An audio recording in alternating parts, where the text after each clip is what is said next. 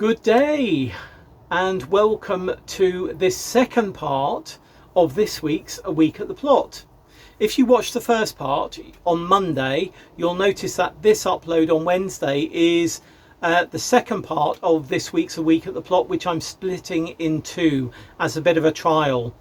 I think there's a lot of information that I give in A Week at the Plot, and I noticed that though many of you watch the whole thing, some people just watch the first 18-20 minutes. So this week I'm splitting it in two and doing the same throughout July, and we'll see what the viewing figures do. Maybe they'll increase, which would be lovely, but if they stay the same, we'll most probably go back to normal. But anyway, this is the second part of this week's A Week at the Plot, and we're picking it up down on the river. Good day. This willow, huge willow, has given up the ghost and broken off from the other side of the river, and there's sort of leant forward and come right across and breached the pathway here of our allotment. So that's going to need quite a lot of tree work. It's breached it in a way that it's sort of difficult to get onto it, to get over here, so that's good. But you know, sad to see such a tree of this size down. But hey ho, that's how things are. We sort of need some beavers here to sort of start working on this, but we don't have beavers in this part of Ealing. They've been reintroduced elsewhere, but none on this river currently.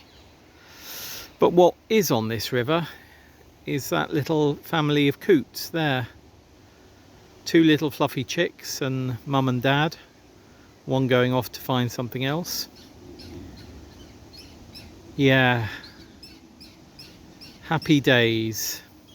Bye.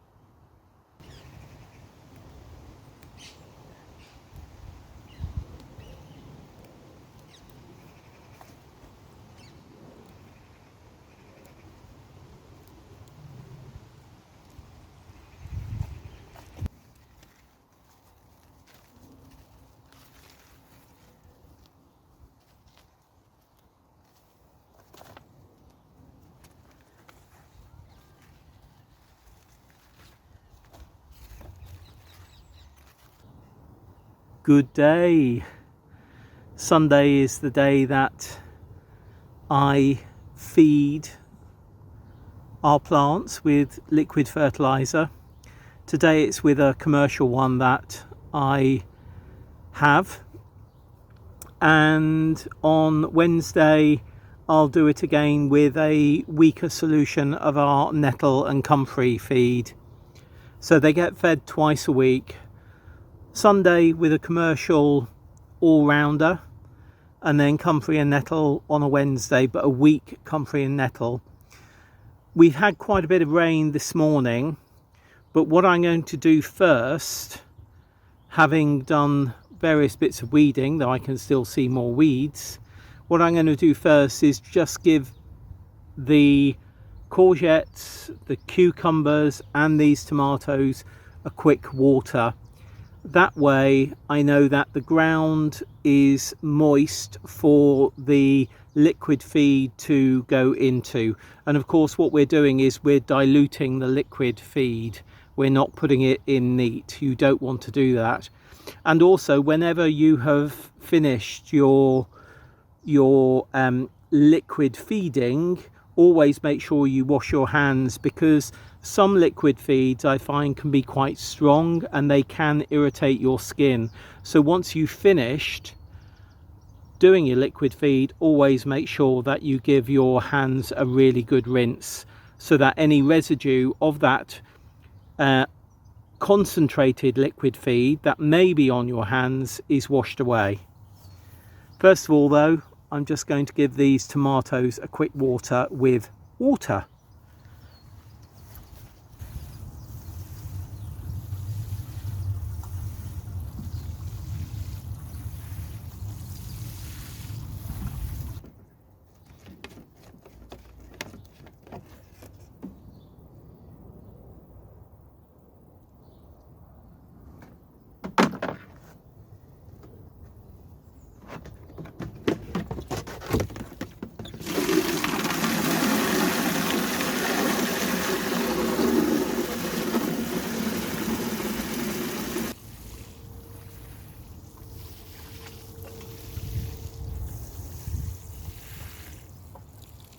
That's the job done on the tomatoes.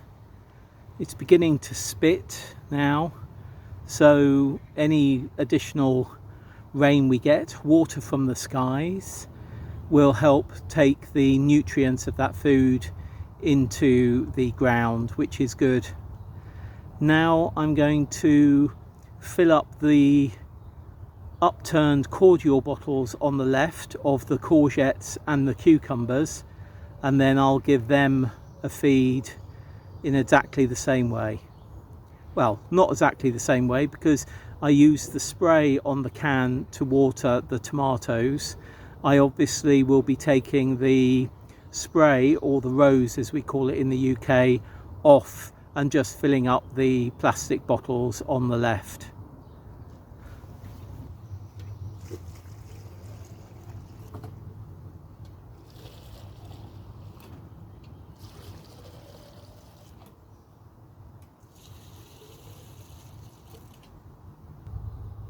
I'll let the water bottles drain that water away into the ground, and then I'll top up the water bottles fully with the liquid feed, diluted liquid feed, as I say.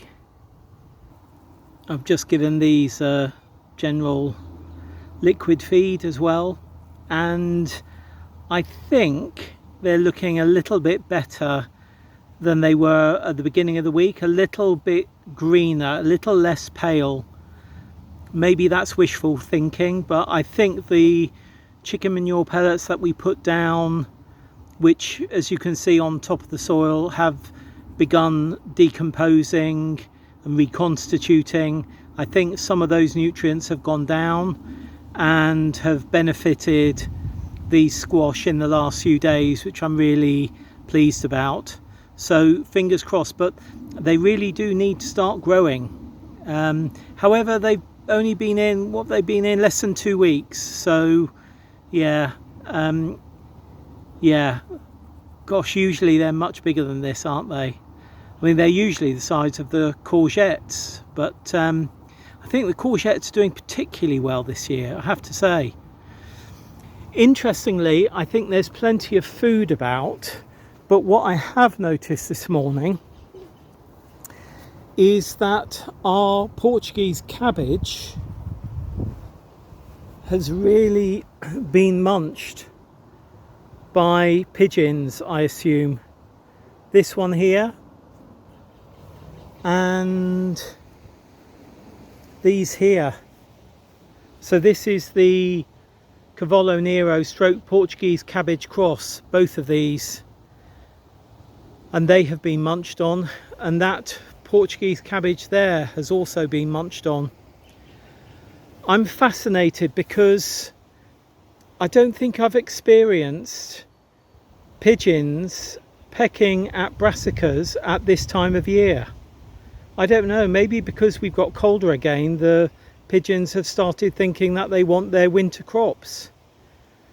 But yeah, certainly this one here, I mean, that, you know, I'm going to have to cover that somehow. because this of course is a trial. This is a seedling that went in. Anyway, never mind, I won't talk about that for the time being, but yeah, fascinating how things change year by year. These tomatoes I think have begun settling in as well. The beans, runner beans particularly, are doing okay, but as you can see up there, they're way beyond, or some of them are way beyond the top. We come over here, these Golden Gate are way beyond the top. I'm going to have to cut those back. Oh, we've got some Golden Gate flowers coming, look there. Can't see any out yet. The Madeira Maroon is sort of just up to the crossbar at the moment. Seems quite slow this year, that Madeira Maroon. But flowers forming. And our Shaz's Scarlet Emperor runner beans are in flower. So yeah, that's great. I haven't seen any beans yet. No. Oh, look, there's one. There's one. Yeah, just one.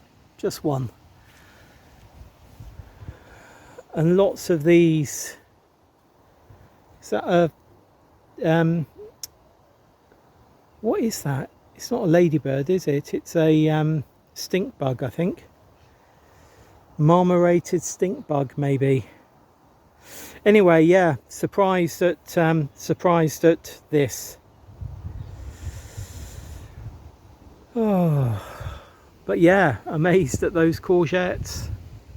Oh, and these beds, the plants that we put in last week seem to have taken, though I do need to give that a water before I go home, both of the beds. So that's it for this week's A Week at the Plot. It's about 1:30 on Sunday. I've had a couple of hours down here. I think I've been down here since about 9:30, and I've mainly done a bit of weeding and then the feeding of plants, my Sunday feeding of plants. I also had about an hour talking to a potential paddock plot tenant. So we had a look at the plots. We discussed them at length. We discussed how much they would cost, what would be expected, the charity, the allotment association. We looked around the whole site and I showed them the wildlife areas, the river, the orchard where bees are, you know, the whole thing. And then we came back to my plot and I explained what a ground bed was, what an edge bed was, what a raised bed was. We talked about cost potentially of doing edge beds and raised beds. And at the end of it, very honestly, the person said, I think I'm going to think about this with my, discuss it through with my husband, and can I come back to you in a couple of days? Because I'd love to do it. I just need to make sure that we have got the time to do the plot. And it's, you know, 18 square meters, it's 9 by 2. And I said, I think about an hour and a half to 2 hours is needed per week in the summer, and maybe half an hour, or maybe even an hour a month in the winter months, but maybe half an hour a week in the winter months. And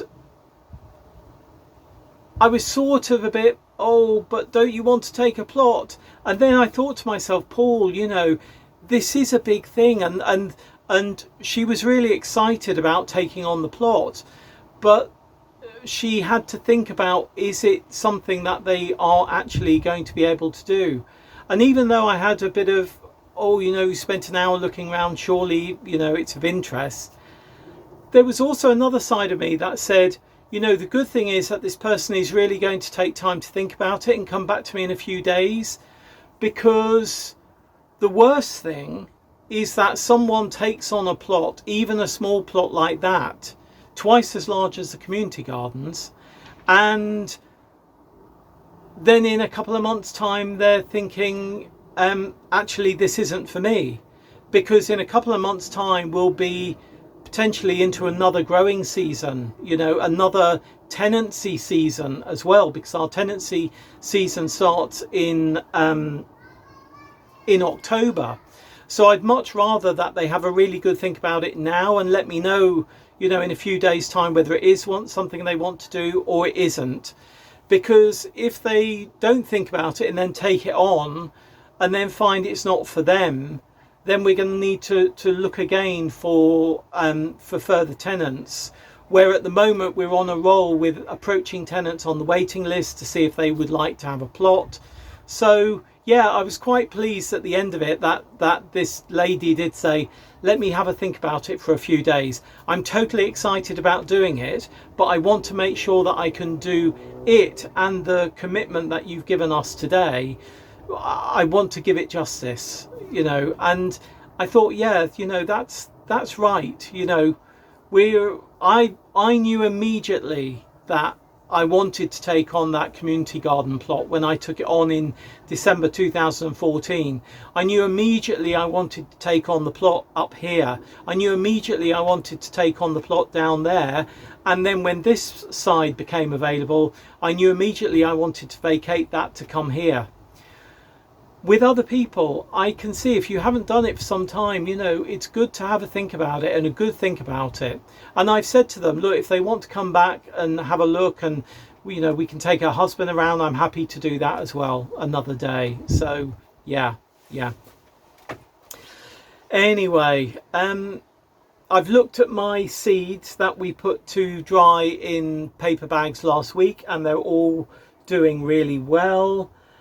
Unfortunately, that ladybird poppy out there, I was too late saving seed from it.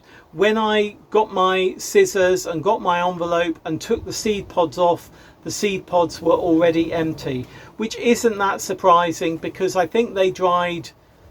I should have done it earlier, but I think they dried quite quickly, and also we had an awful lot of wind about a week ago. We've still got remnants of quite strong wind now, but we had a lot of strong wind about a week ago, and I think that will have just shaken the seed pods of that ladybird poppy, and the seeds will have fallen to the ground. But hopefully, you know, maybe we'll be here, I don't know, maybe we won't. Hopefully we won't, but maybe we will. Whoever's here next year, hopefully there'll be some ladybird poppies for them to enjoy. Yeah, hopefully. Right, I am going to go. I will see you next week for further segments of A Week at the Plot as we go through the week on Planet Vegetaria, and then for further uploads on Monday and Tuesday of next week of A Week at the Plot, of everything that happens on the plot next week. I feel my voice is going. I've been chatting too much, haven't I? I've been chatting too much, yes. Right, I'm going to go. See you very soon, and happy growing. Bye.